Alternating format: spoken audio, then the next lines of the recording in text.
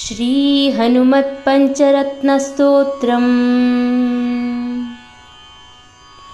वीताखिलविषयेच्छं जातानन्दाश्रुपुलकमत्यच्छं सीतापतिदूताद्यं वातात्मजमद्य भावये हृद्यम्।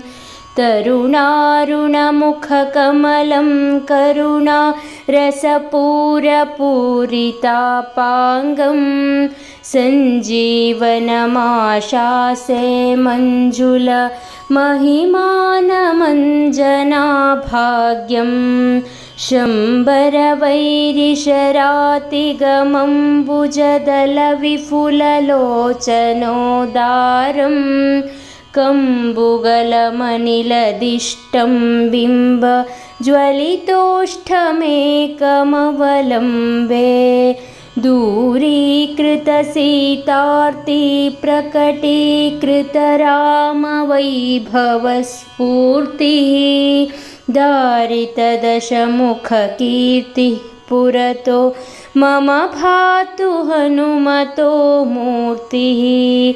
वानरनिकराध्यक्षं दानवकुलकुमुदरविकरसदृक्षं दीनजनावनदीक्षं पवनतपः पाकपुञ्जमुद्राक्षम्।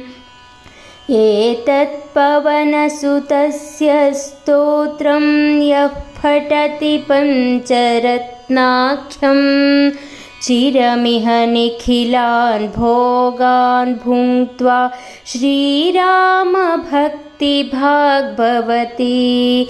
श्रीरामभक्तिभाग् भवति।